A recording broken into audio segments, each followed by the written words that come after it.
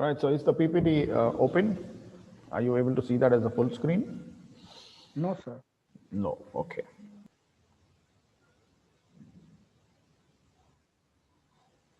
Okay, all right, so now do you see that as a full screen? Yes, sir. Okay, all right, so let's move to that part where we were discussing. So we will go. So those aspects, the points that we're going to be discussing, what we discussed last class as well as what we will be doing today to understand the characteristics of the B2B is very important because that is what is going to be the core areas or core factors on the basis of which you will have to make your decisions, right?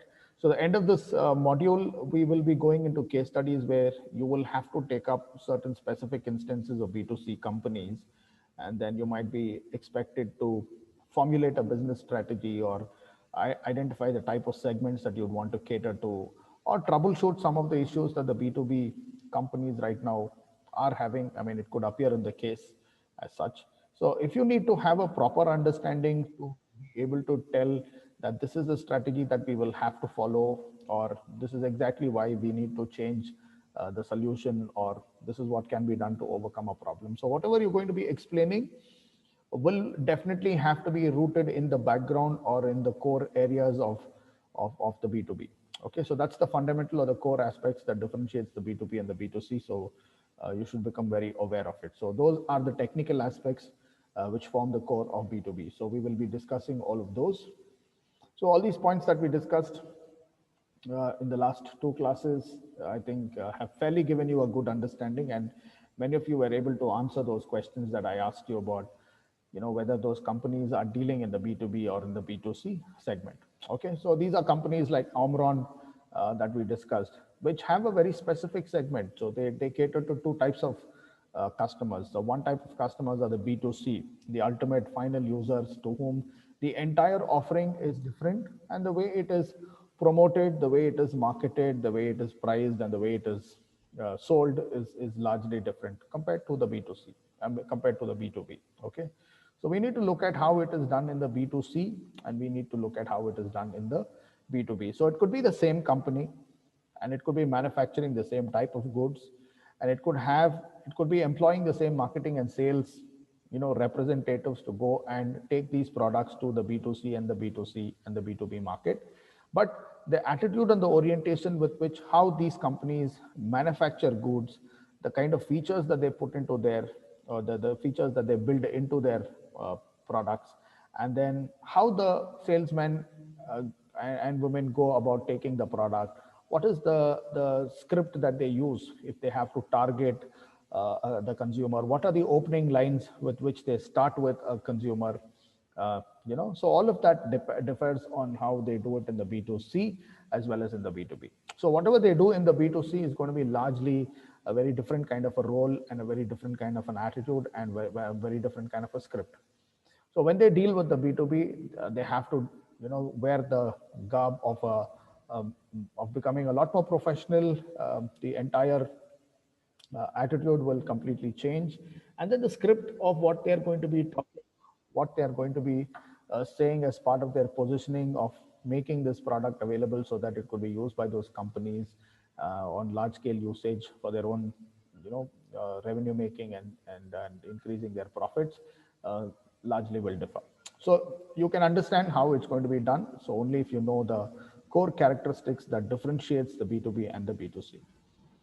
Okay, so we'll go a little more further. I think we looked into all of this. So these were some of the examples that we discussed, and we ended the class with that.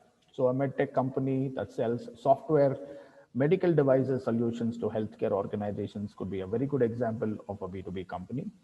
Or it could be a digital marketing agency that produces search engine optimization tools, or customer management services or email services. So they offer those. Uh, it could be a good example. Or for example, a very good example that we can cite is, for example, the TCS Ion that all of us use for both our attendance monitoring and recording, examination conduct, and to act as an interface, right? So it's from this company called the Tatas, right? TCS comes from them.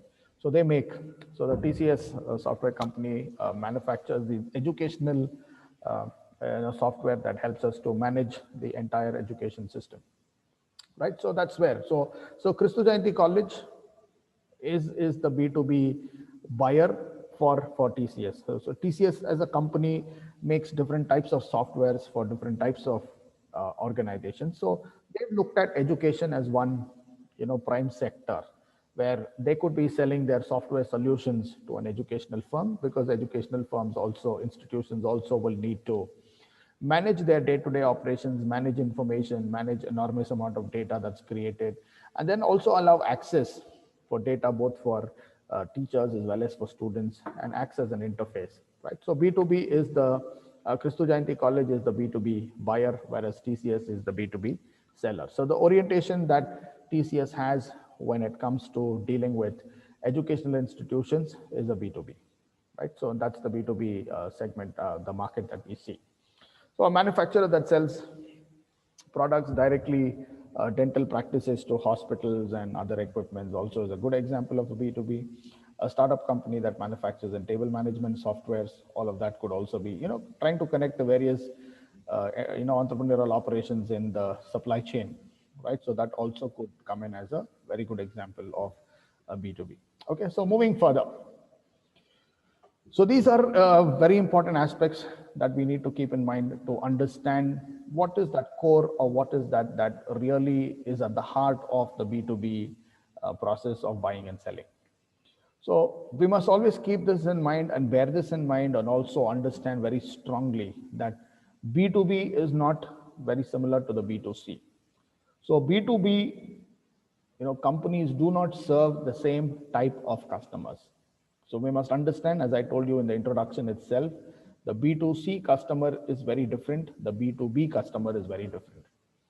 The B2C customer is buying for an entirely different set of reasons, and the B2B customer, the likes of companies and institutions, they buy for an entirely different set of reasons. So you should not mix up these customers when you formulate a strategy, or when you're creating a marketing mix, or when you're trying to go about trying to approach these B2B approach these two types of customers in the same manner. So you need to have a different approach for the B2B and a different approach for a B2C customer. So the first lesson is never mix up your customers, right? So B2C customer is very different, a B2B customer is very different. So what you do with a B2C customer will not work with a B2B customer, because the kind of decision making variables that the B2C customer is looking for is very different to the decision making variables that the B2B customer is going to look for when they go about making decisions is different. Second thing, right? So the B2B companies do not serve the same number of customers. The quantity or the size of the customers, potential customers that they're going to target is not the same. Generally, a B2C customer base is very large and wide, because you're looking at individual customers. A B2B, target segment of buyers will be very, very small. It's very limited, right? The size is very smaller in comparison to the size of customers in the B2C. Second important lesson. So the number is very small when it comes to B2B. So the number of buyers who buy, industrial commodities are very small in size. So we need to understand that, and then we need to know, because the size is small, right? Since the size is small, you have very few buyers who are buying. And sometimes what happens is there could be more number of sellers, and fewer buyers. You understand? So if there are very few buyers, then the bargaining power is more with the buyer's side, because they have a wider choice of vendors from whom they can buy from, right? So how can you maintain, how can you ensure that you will be able to become successful in that market? Can I have some answers over there? What should you do now that I gave you a certain equation saying that the number of buyers in the B2B is small, and then they have bargaining power, and there are more number of sellers or vendors who are trying to target those buyers who are smaller in size. So how can a vendor or this B2B company that we're talking about become successful in that particular scenario? Can I have some examples? Can I have some answers for it? So we should build trust with them, sir. Okay, so the trust is a very important factor. All right. Uh, Think of After it from purchase from a service, buyer point of view. sir, Think of it from this sir, company point of view. So sir, as a after sales, company, the service. right? So as a company, if you want to identify a vendor and want to do business with that vendor, so how would you look at it? Well, sir, I expect a better service after the sales. Okay, you expect better service after the The sales. sale of the product. Okay, good. So as a buying company, that is what you expect from your vendor. Yes, sir. Okay, Yes, that's sir. one thing. And Vishnu, your answer is the same?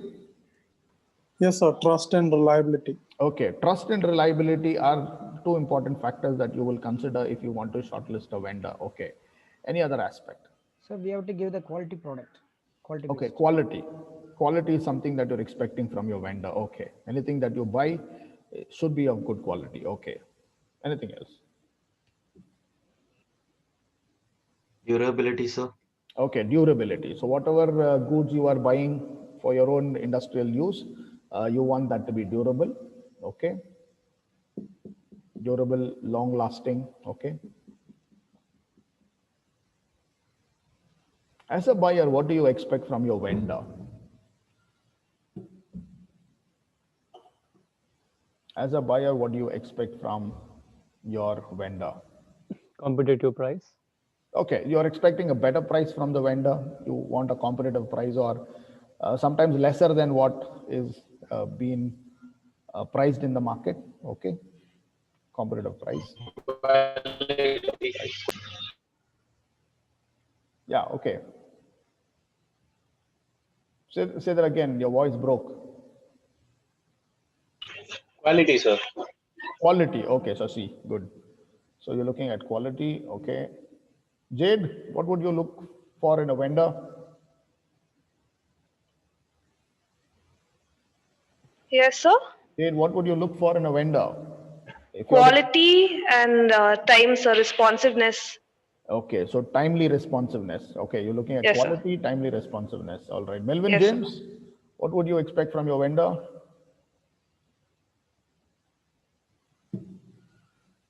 Melvin, what would you expect from your vendor?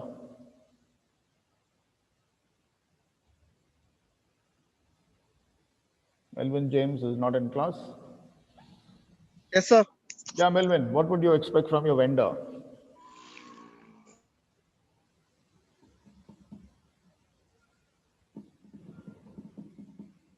Cynthia, what would you expect from your vendor? So I would expect committedness first thing, Okay, and commit. then quality, and also their time to what they're committed to. Okay, so time responsiveness, timely responsive, Yes. timely responsive to the orders. Okay, good. Okay, anybody else has another answer other than quality, time, trust, The reliability? service. Service, okay. So we expect good service. Okay. Now let's look at yeah, okay. Durability. Durability, okay, durability. Sir, best price. Best price, okay. You want something that's competitive or the best price, okay. Okay, now let's look at the other side. Now, if you are the vendor, now that you know what the B2B companies are looking for, all that you listed are what the B2B companies are looking for. So if you're the vendor, what is that you will have to do to ensure? So this is where the equation becomes a little serious. There are very limited number of buyers. So there are, let's say, for example, only 15 players, right? And then all of you are competitors. So how many of you all are there in class right now? So you all are 24 people. So 24 different vendors. 24 vendors and only 15 buyers in that geographical market. So there are 24 vendors who are trying to sell to the 15 buyers. So the 15 buyers have an option of choosing from any of the 24. So that is where the bargaining power comes into picture. So the bargaining power is who has the better bargaining power or who can dictate the terms and conditions in the entire transaction. Right? So whoever is in the the buyers right now are in the minority, so they will have to decide. So the vendors are about 24. So the minority group has the choice to choose. So the companies, the 15 companies have the choice to choose because they have more than one to choose from. And all of them are targeting. So it's not just 2 or 3 companies are targeting one particular B2B company. It is like all the 15, I'm sorry, all the 25 are targeting the 15. So I have 25 vendors proposals in front of me if I'm one company. So I can choose from among the 15. So I'm going to always make a comparison between them and find out. So I am having the bargaining power. So I'm in a stronger position to decide, dictate. If I don't want some vendor, I can just take that proposal and just discard that away. So now that you listed all of these very important decision-making variables, so what would you do as a vendor to ensure that you will try to win the confidence of not just one vendor but maximum number of vendors from that 15 odd vendors that you targeted? What would you do?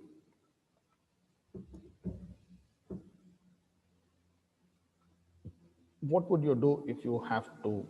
So whoever gave me a point, give me an answer also as a vendor. What would you do?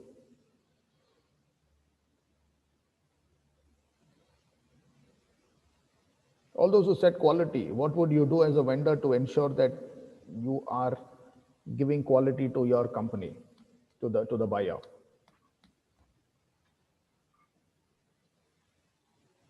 How will you ensure quality? And Better R&D. how will you deliver quality? Okay, better R&D from your end. Okay. Customers review satisfaction levels after the use. Okay, using customer reviews feedback so that you want to make some improvement in your product offering. Okay. Ratings of the product. Ratings of the product on the basis of what they give you. So here I'll tell you another point is, if ratings are a lot more significant in B2C.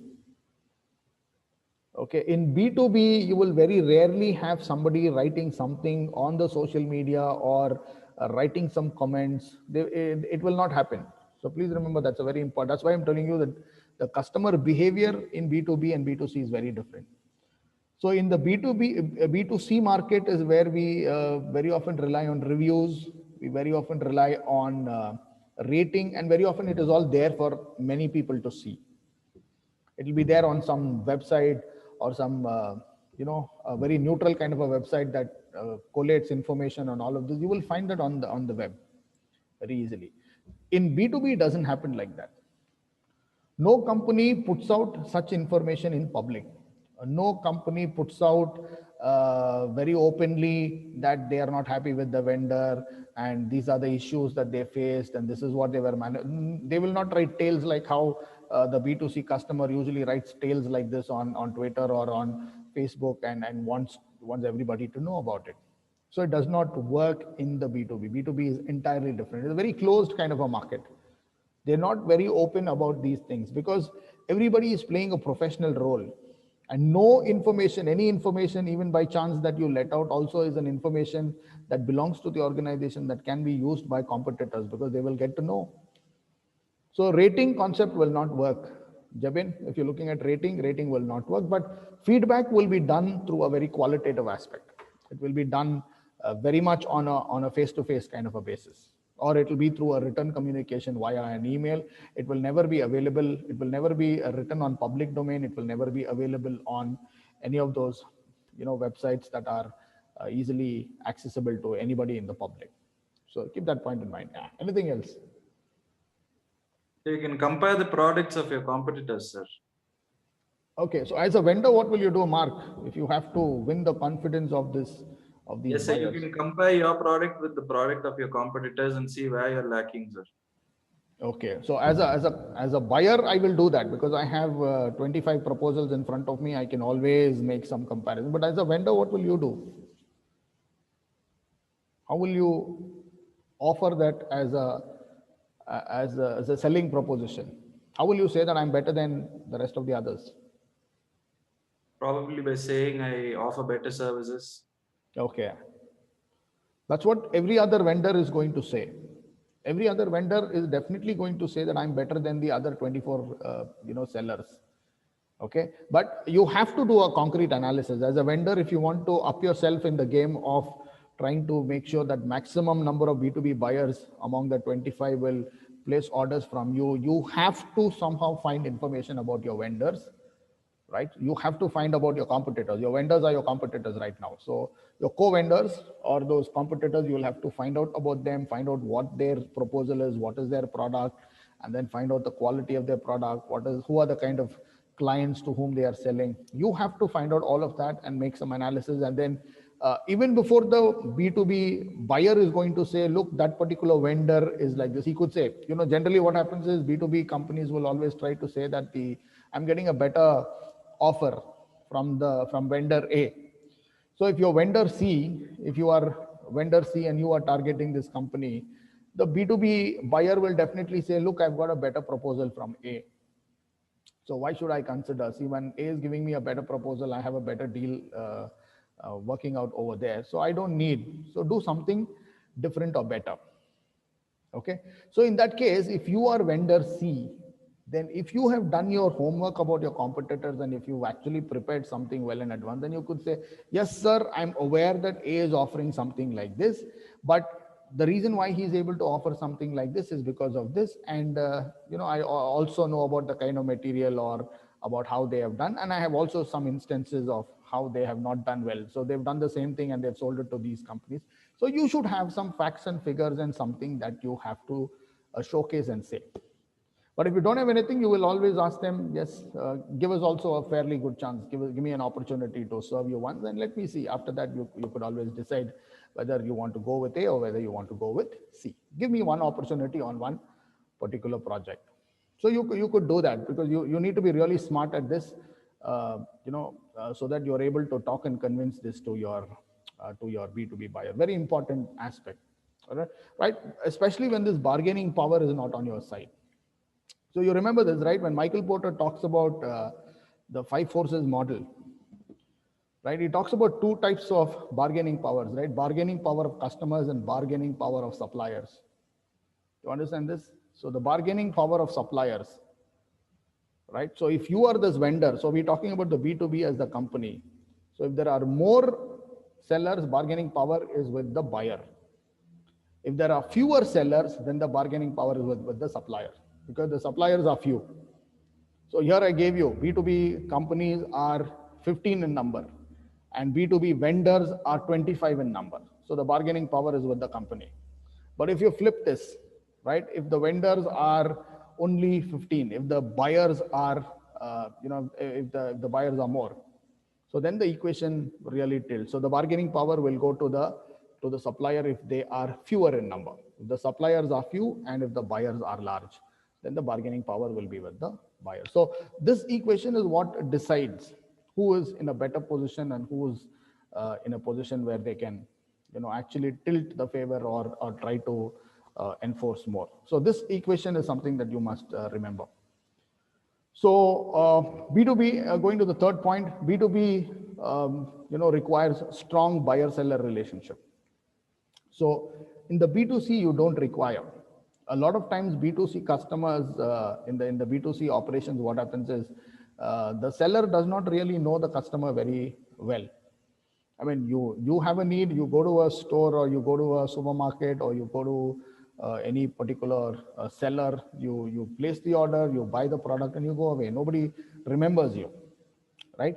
They might take down details about your address, your email, your phone number, and they keep sending you, regular communication about regular communication or updates about products. Just that, there is nothing much related to it, right? But whereas in B2B, this is a continuous relationship. It's a long-term relationship because the B2B buyer and the vendor are not in just one transaction or not on a one-time transaction. It's a continuous transaction because your goods, your B2B organization is going to manufacture goods continuously. Whatever product you're going to make, manufacture and sell to the market is going to happen continuously. Every month you are going to be catering, you're manufacturing and you're supplying to match the demand in the market outside. So every month when goods are going to go out into the market to be sold to catch up with the demand, Then the reproduction and the purchase of raw materials will continuously happen. So it's a continuous cycle, right? So you order for certain raw materials and input factors this month. So with that, you manufacture goods and then you sell. Then for the next month, you have a order production schedule, and then you start identifying the raw materials that you require. So you go back to the same vendor if you're happy with the vendor.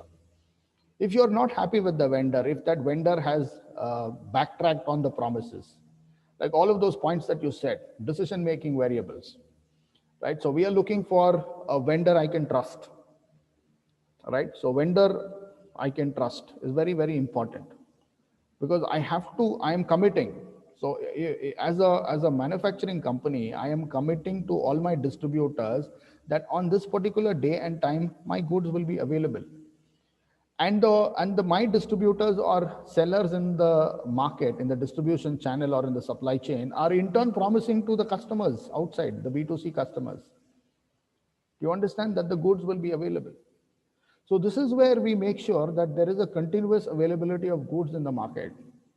Have you ever understood that how a lot of times when you go to a supermarket and you're looking for goods, it's always there. It's always there in stock, right? Very rarely do you find a few items not in the stock, but most of the time there is a regular supply, right? So that's where we do this continuous demand forecasting. So it all depends on promises, right? So your reseller, your retailer has promised to the customer that these goods will be available. So you're telling the customer, anytime you can walk into my store and my goods will be, the goods that you're looking for to buy will be available. So that's a promise I'm giving to the customer outside. And the wholesaler is giving the same promise to the retailer, saying that, so as and when you continue to sell goods from your store, we will keep refilling it. We will keep replenishing the stock so that you don't go out of stock inside your store. So the promise that the wholesaler is making to the retailer. Then you have a stockist, another bigger player. A stockist is telling the wholesalers, not just one wholesaler, but many other wholesalers, according to according to the size of the market that they are catering to. So the stockist is telling, anytime you continue to sell as much as you want to your retailers, we will stock it. Right? We will stock it is because the stockist is trusting the manufacturing company, the factory. The stockist knows that as and when I continue to supply my stocks from my godowns or warehouses to the wholesalers, the factory from where I'm buying will definitely do it. So the factory is now, passing over the trust to all of them, just like how the customer, the retailer, the wholesaler, and the stockist, all of them were able to ensure this trust and pass over the trust to the buyers in their chain, in their supply chain. So similarly, this manufacturing company will also have to rely on all the raw material suppliers and vendors who are going to supply. So that's where the trust factor is very, very important. So every element that you mentioned right now, it could be about trust, it could be about durability, it could be about quantity, it could be about quality, it could be about timeliness of the order, or it could be about variety, right? Anything for that matter, any variable that you are listing out in this entire B2C decision-making variable is the same thing we are telling everybody else. I'm telling my B2C customer also, you can always trust and buy my product. You can always buy the product from my company, or you can buy this particular brand from my store because it's of good quality. You can always walk into my store, you will always get the quantity that you're looking for, right? So anytime you walk into my store, my good will be available. Or even if you place an order within 24 hours, we will make sure the good is available. So every decision-making variable that is very important for us to choose a vendor is the same factor that we are passing over as a trust to the whole of the supply chain, is the same promise that we are offering to all of them in the supply chain. So that's why it's a very, very high stake game. It's a very, very high stake relationship, right? Because if one party in the supply chain fails, everybody else will have a loss of face, and they will have to put their heads in shame to every other buyer in the supply chain. Let's say, for example, the vendor does not deliver as he promised, or the vendor supplies inferior quality of raw materials, right? So inferior quality of raw materials goes into the manufacturing, and then the good that comes out will be an inferior good. And then that good is taken by the stockist, assuming and believing that it's a quality product. And then that further is sold to the wholesaler. Wholesaler also assumes and believes that it's a quality product. Same thing goes to the reseller. Reseller also believes assumes and believes it's a quality product. And then it goes to the final customer. Final customer buys it assuming and believing that it's a quality product. Then when he or she takes the product home and then uses, and within 3 days, if that product malfunctions or the product breaks or the product features are not working, the customer is going to come back to the retailer and complain and say, look, I bought this product just 3 days back. You told me, you promised and told me that this is of good quality. These features are like this and so on. So you told me so many things. Just 3 days, it's gone. What do I do? So the retailer will apologize and say, I'm sorry, ma'am, I'm sorry, sir, let me find out, just give me some time. So he in turn, the retailer in turn will call up the wholesaler and say, look, what have you done? It's not just one customer, there's so many customers who've come back and told me that the product is malfunctioning. So the complaint goes back to the wholesaler. Wholesaler will call up the stockist and say, look, the kind of the batch of goods that you supplied this time seems to be having a lot of problem. So look into it, tell the company. So the stockist is going to call up the company and say, look, this is what you guys have done. And the company is going to call up the vendors and find out. So the company will have to find out what is the cause. So they will go tracking the problem to find out where did this inferior element creep into the product. Then when they find out the inferior element came through the raw material or through one of those sub-assemblies that was supplied, then they're going to target the vendor. They're going to find out who's that vendor. From which vendor did we get this batch? And then they're going to find out and see what to do. So they can ask for a compensation, or they can fire the vendor, or they can raise a complaint, and they could blacklist the vendor. So anything could happen over there. It's a very, very high stake game, right? It's not just one player operating, it's that entire supply chain that operates. So it's very important that that relationship is very, very important. So whatever you do in that business supply chain, is very, very important. In the B2C, it does not matter. As a customer, you don't have much to say. So you go back and you sell, and you're looking for a very good, you're looking for the company to compensate it or give you a refund or exchange that product to something else. So there's always some way by which you can always find a remedy. But for the B2B, it's a big responsibility, because it's not just about satisfying one customer. It could be about satisfying about 100 to 300 or 500 customers who are coming back with the same problem. So that's why this one is a high stake game, high stake relationship, high value relationship. And that's why the buyer seller relationship is very, very important. Here we're not just looking at that buyer seller relationship between that B2B and the B2C. Yes, of course, we need that relationship, but within the B2B, it's really strong. The retailer and the wholesaler, there's a very strong relationship. Wholesaler and the stockist, there's a very strong relationship. Stockist and the factory, the manufacturing unit, very strong relationship. And likewise, the factory should have a very strong relationship with the vendor. So it's highly a relationship-based work, because it's a continuous business. It's not a one-time business. You cannot, it's not like how some certain companies sell a product and say, oh, the customers bought it. If he comes back, let us see. There are so many vendors who know deliberately that the product that they are selling is a product that has a problem, but still they will sell, right? Still they will sell, assuming that not many customers will come back. If it's a low value product, customers will just ignore it.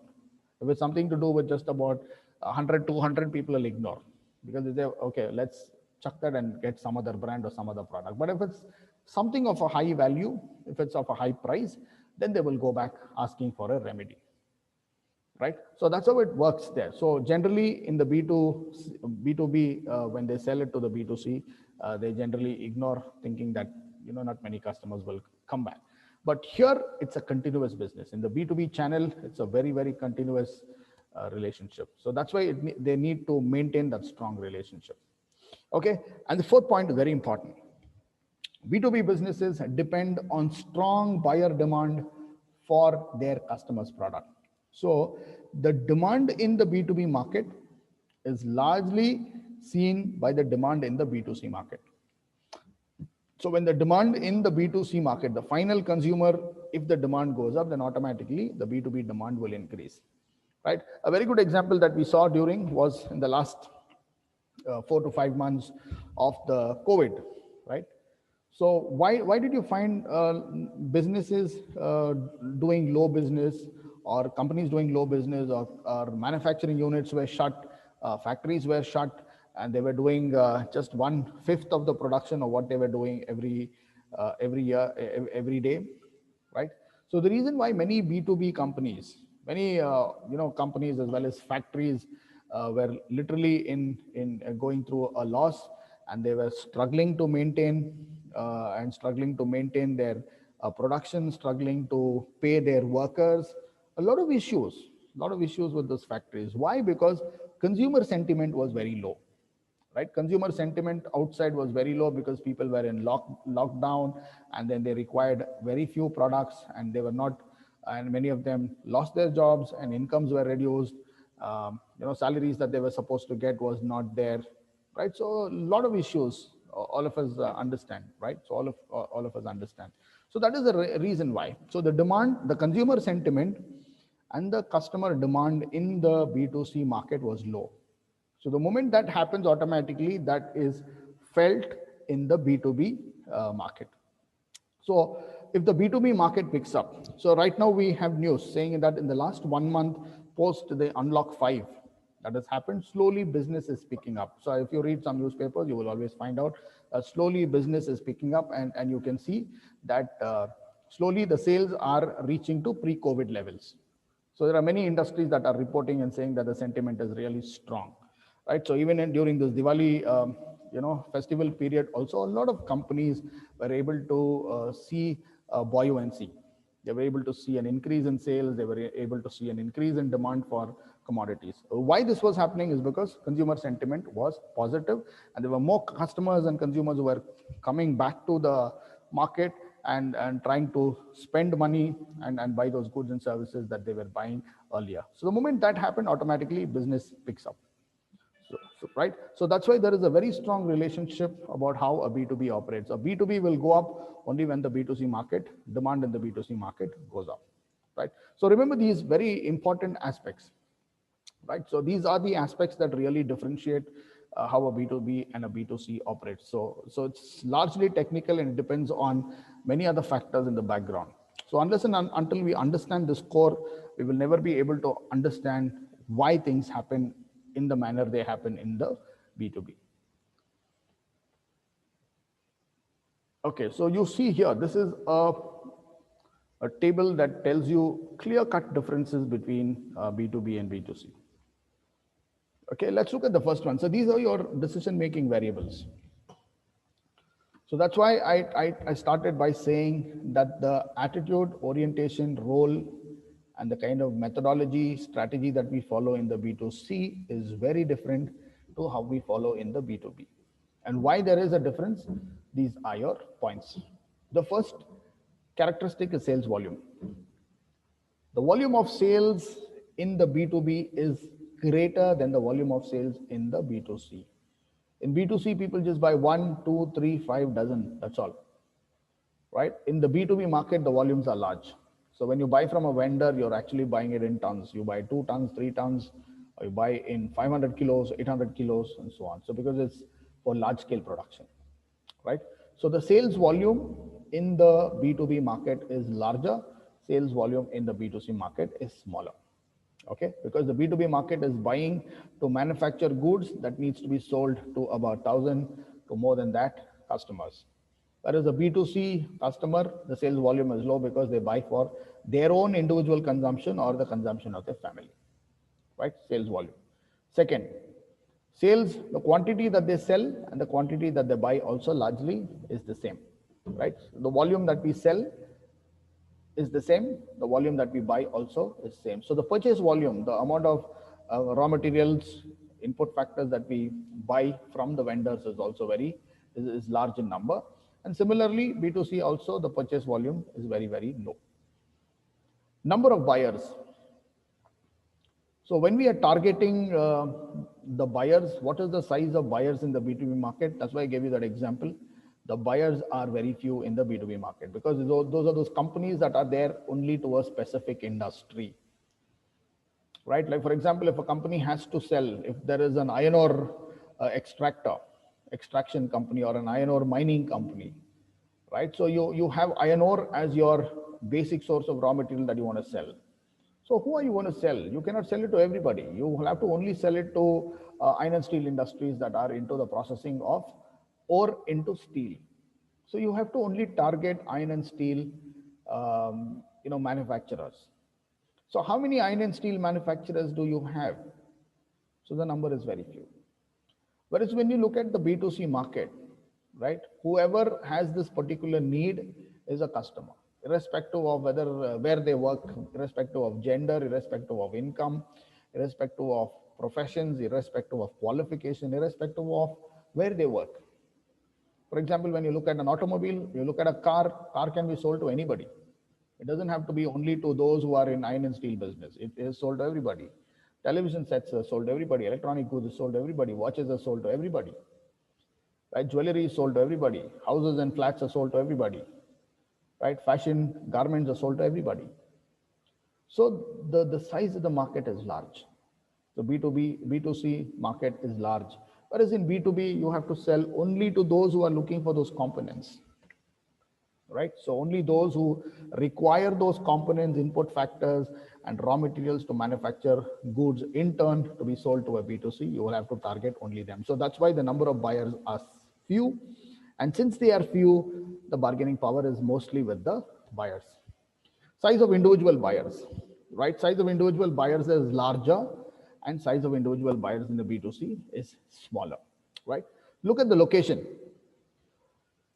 In the B2C, customers are widely spread. They're spread all over. Whereas in the B2B, customers are located, concentrated. Why? Because most manufacturing takes place in a certain geographical area because of locational advantages, right? Either they are close to the source of raw material or either they are close to the market. But most B2C companies will be close to the market because their products have to be sold into the market very quickly as possible. Those are FMCG commodities.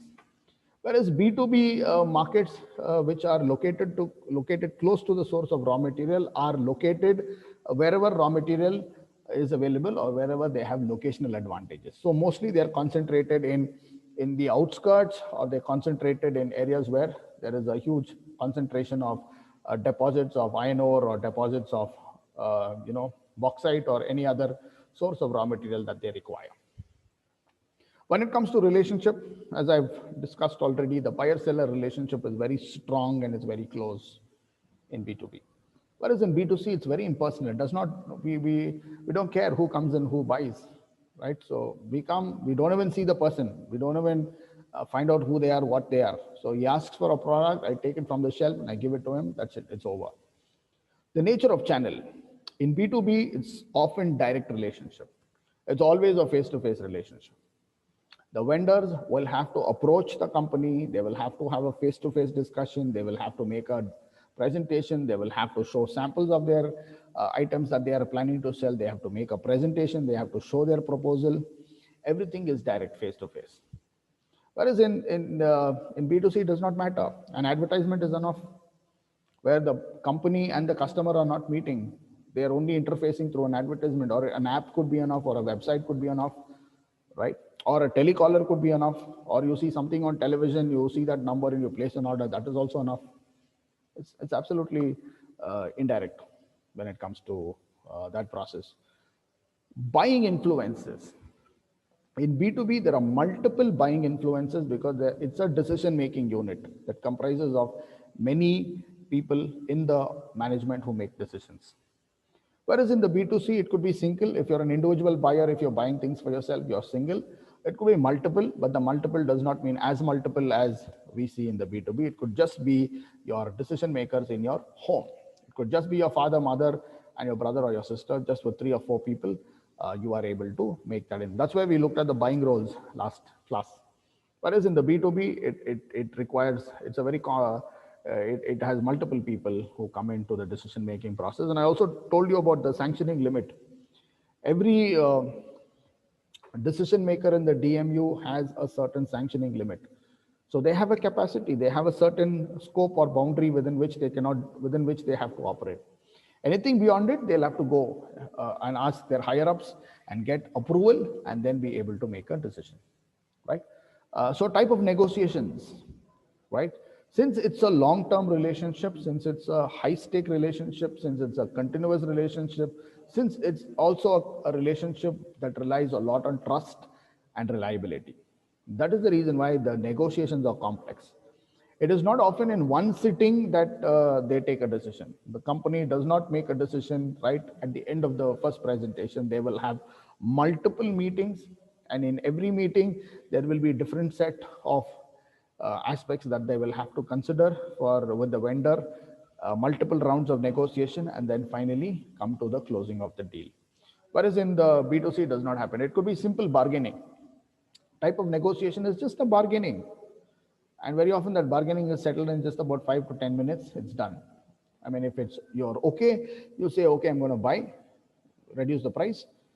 If that person says, and if you are still stubborn on that price that you are very adamant and then you want, and if the buyer, if the seller is not willing to give you that price advantage, then you say, okay, fine, I'll move to the other. So you go to another store or you go to another seller. So it's like that. It's not so very complex. And that is why B2C, in the B2C, the buyer, the seller does not really bother much. If you say, I don't want to buy and you walk away, he will not call you. On many occasions, they may not even call you. So you keep turning back to see whether he calls me to offer it to the price at the price that you asked for. Many sellers will not even bother about that. But in B2B, you cannot do that.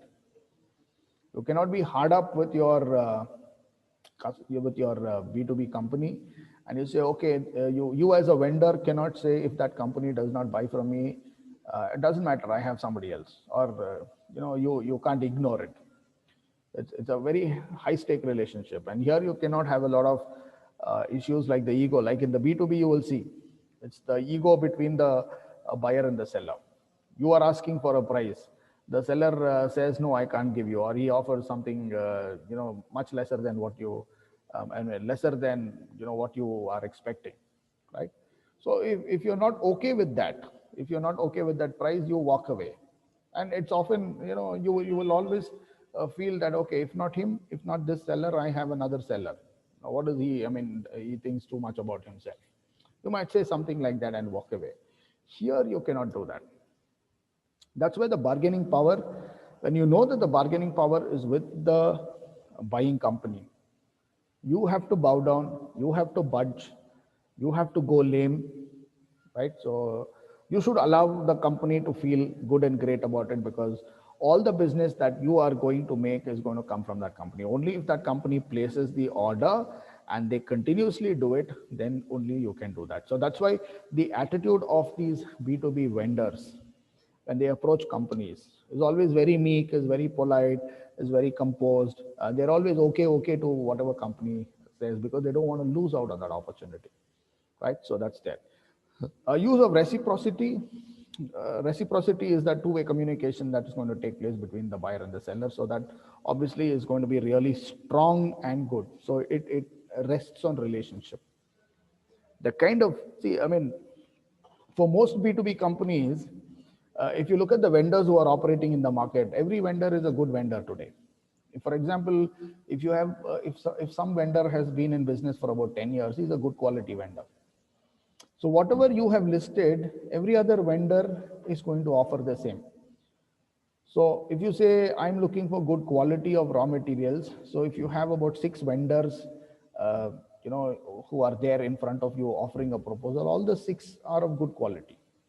If you say, I want it in the quantity that I'm expecting, so you want to know whether the vendor has the capacity to, to supply to that quantity that you are expecting. If you say, I'm looking at 5 tons of a certain raw material every month, so what is your capacity? So if you're testing or you're judging the vendor's capacity, right? And if the vendor does not have the capacity, you don't sign the order. But if the vendor has the capacity, then you say, okay. So sometimes when you look at quantity, all the six vendors could say, I'm okay. Yeah, 5 tons is not an issue for us. We will be able to supply. So quality is not an issue with majority of the vendors who are operating in the market. Quantity is not a problem again, right? Trust is again not a problem. If they didn't have trust, or if they had not done their jobs well, they wouldn't have survived for 10 years. If you're looking at a cost advantage, you're saying, okay, I want it at this particular cost. Only if you are offering it at this particular price for us, we will buy. Now, if you go back to and see what these vendors are offering as a price, all of them will be more or less. And if the company says, no, I want you to reduce, 2%, then what you have quoted as the price. And if you are asking as a company, since you have the bargaining power, you're asking the vendor, can you reduce 2% of what you have quoted? Right? It will not just be one vendor who will say yes, all the 6 vendors will say yes. Okay, so fine, no problem, no issues, we will go ahead. So just give us the order, yeah, it's okay. No, when you have 6 companies, 6 vendors, and whatever as a company that you're asking for, you want these vendors to comply, if all of them are saying okay, then you're neither better off nor worse off, which means you can choose from any of these 6 companies. Because no vendor wants to lose a B2B order. Because once lost, it's a long-term relationship. Please understand this. It's a long-term relationship, which means once a company has signed up a vendor, and if that vendor is a very responsible vendor and goes about supplying to the company without any hassle or issue, and sticks to all those decision-making criteria that was put up, like quality, quantity, timely response, all of that. And if that vendor has done 100%, and if the company that has signed up this vendor and is buying from these vendors is happy, right? So if the company is happy with the vendor, they will continue to buy from that vendor for a long term, which means they are not going to change the vendor. So every time that they have to buy these raw materials, they're going to go back to the same vendor, and that relationship will continue. And this can continue for 3 years, 5 years, 8 years, 10 years, as long as the vendor is able to deliver the goods to the company. So which means if one vendor is signed up, and if this company has no problem with this vendor, the moment you give them a call, they're able to operate. So they're very flexible and they work to our understanding. They're very good. We know them, all of that. It's on relationship. And the moment the company starts relying on the vendor and finds no reason to replace the vendor, that is the end of it. Those other 5 companies which are there will never get an opportunity to get into this company to sell. So they will have to wait for the vendor to make a mistake. This trusted vendor, they will wait for this vendor to make a mistake, or they will wait for this vendor to completely go out of business, or they'll wait for this vendor to have a bad relationship with the company, so that the company can remove the vendor and start looking for fresh proposal from the vendors. Until that time, the other 5 companies will never get a chance. So please remember, it's like that. Once a company signs up a vendor, very rarely will they change if the vendor is able to satisfy. So it's a high trust relationship, and it operates on a flexibility. A lot of times, as if vendors get to know that they are at the mercy of the company, and the company has the greater bargaining power, then they have to go. So it's always a give and take. So slowly, if you lose money now, you can always pick it up later in the long-term relationship. You can always do that. Going to the last 2 points, use of leasing is greater in B2B. B2B companies are the ones that take equipment on a higher purchase basis or for a leasing basis. It works like that. So it's not often sale. They often take up an equipment or an asset or a property on lease. But in B2C, you don't see that happening. And the key promotion method, what is the popular mode of promoting B2B goods to a B2B buyer is often through direct relationship and through personal selling. So it's often depending on the size of the company. If the company is a very big, high profile B2B company that you're looking for, it will obviously be the owner of the company himself will come, because it's a big business. Or you will send some of your trusted lieutenants, or you will send some of your most key sales men and women with a lot of experience. So you will send them to go and get that deal, or make those presentations, or meet those decision making managers and make a proposal. So it's often direct, face to face. Whereas in B2C, it operates on advertisements because it has a wider reach. Advertisements can reach out to as many people as possible, right? So with that, I'm coming to the end of today's lecture. Please keep this particular slide in mind, right? So this is what is going to be the core of B2B. Whatever you're going to be applying and doing in B2B market is largely going to be dependent on your understanding of all these variables that you see. All those characteristics that you see are the factors that you will have to understand and ingrain.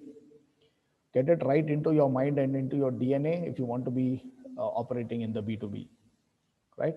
And if you are going to be formulating strategies, or you're going to be troubleshooting issues for any of these B2B companies, it will only be possible only if you understand these characteristics very well and know these differences. Know these differences very well, only then you will be able to operate successfully in the B2B market. All right. So I'm going to close for today's class. If you have any questions on this, if you have anything that you want to ask or something that crossed your mind, you can always ask. We just have another minute.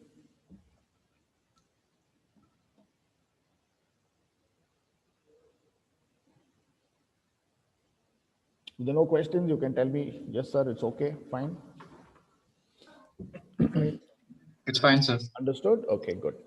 So keep this in mind. Sir? So, yeah. So I just had a thought, like, even if there is a change in leadership, the vendors, that can change, right? Yes. A very good point. Very good point. Because when we bring about relationship, say relationship is the key factor in the B2B, right? And the relationship is definitely going to be between the people who engaged in this business right from the beginning. So it could be the CEO or the senior decision making managers in the B2B company. And then the vendor also could have had their own owner, or some of their trusted, experienced salespeople who knew how to build a relationship and who also knew how to keep and maintain this relationship. So largely when we say it is relationship based, it is between the key people who are there in the B2B company and also in the vendor. So as long as the people remain, the relationship will continue. But whenever there are changes in the management, or in the changes in roles, and if those new people who come in, those new managers or leaders who come into the organization, as well as those who take up the responsibility of managing this business in the vendoring company, if they do not understand the previous set of relationship and the kind of attitudes and the kind of the manner in which this entire business was forged, and if they start doing things differently, then that can annoy. So this could happen if the CEO of the company here changes, right? Or if the senior decision making manager in the organization changes, and if largely he or she takes that decision, then they could sometimes go favoring some other vendor. They could say, no, why do we have to go with the same vendor? And they could change a vendor if they seem to have a problem, just like that. Out of favoritism, they could favor some other vendor that they think they want to give an opportunity. Or sometimes managers could be involved in receiving a kickback or some favor, or they could have some outside party influencing or pressurizing them, coercing them to choose this vendor. So very often it works like that in these markets. And on the vendor side, let's say, for example, if the the owner was the father of that particular company, and he understood how it is to run a business and maintain a relationship. So if he was doing things in a very good manner and so on, let's say, now if the son, succeeds the father, the owner dies, or if the owner decides to hand over the reins to the son. So the son comes in, and the son looks at, tries to look at things from his own point of view, and does not do it in the manner in which the father used to do it. Sometimes companies can also get annoyed with the attitude of the vendor, and say the son does not know how to operate. So most businesses have actually lost a relationship, and that's where the clash between the older generation and the younger generation within the supply companies and vendor companies also have been a very big issue. So it's a very good point. Yes, relationships are based on people, and when those people change, or when there is a change in role and responsibility, or new people come in, definitely that relationship can get disturbed. It's a very good point. Yes. Okay, so no questions, then we can end for today. So thank you very much. When we come back, we will discuss a little more closely on this and then have some more points to discuss. Yeah. All right. Thank you, sir. Thank you. Thank you, sir. Thank you, sir.